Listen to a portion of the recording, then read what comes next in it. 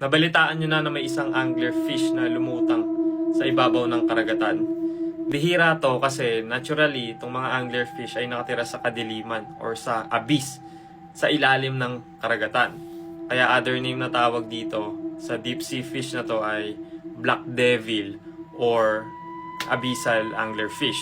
No, sobrang rare niya kasi yun nga, nakatira sila about 200 to 2,000 meters sa ilalim ng dagat. Ilang beses na kasi dumadaan sa feed ko. So ilang beses ko na siya nakita. And alam niyo naman, nagbabasa tayo ng Bible. So nagkaroon ako ng thought about light and darkness. 'Di ba? Bago natin ma-encounter ang Lord, namumuhay tayo sa darkness. Para tayong anglerfish. Nasa kadiliman tayo. Kasi nga, walang Diyos sa buhay natin.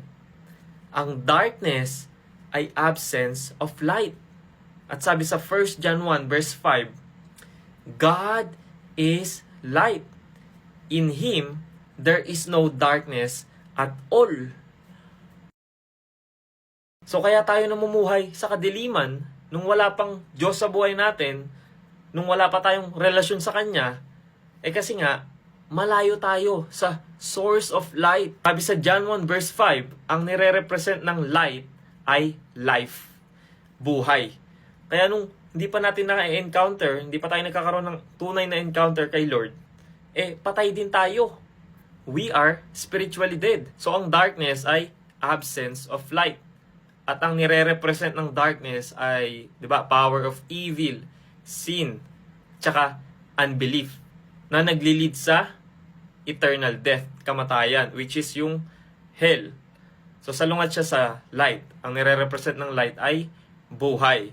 Kaya sabi ni Jesus sa John 8 verse 12, I am the light of the world. If you follow me, you will not walk in darkness because you will have the light that leads to life. So wala lang, para tayong anglerfish na namumuhay sa kadiliman nung wala pa tayong tunay na encounter kay Lord, diba? Sabi sa Ephesians 5:8, for once you were full of darkness, but now you have light from the Lord, so live as people of light. At ang nature ng light ay mag-shine sa kadiliman. And darkness cannot exist in the presence of light. At ano po ang sign na nasa liwanag na tayo, na nasa light na tayo? Love, pagmamahal. Yes. Anyone who claims to be in the light but hates a brother or sister is still in the darkness. Anyone who loves their brother and sister lives in the light, and there is nothing in them to make them stumble. But anyone who hates a brother or sister is in the darkness and walks around in the darkness. They do not know where they are going because the darkness has blinded them. Grabe, di ba? Talagang namumuhay tayo sa kadiliman nung hindi pa natin tinatanggap si Jesus sa buhay natin. Talagang niligtas niya tayo. Sabi niya nga, I have come into the world as a light so that no one who believes in me should stay in darkness. At ngayong nananahan na si Jesus sa atin, and we are also the light and the salt of this world.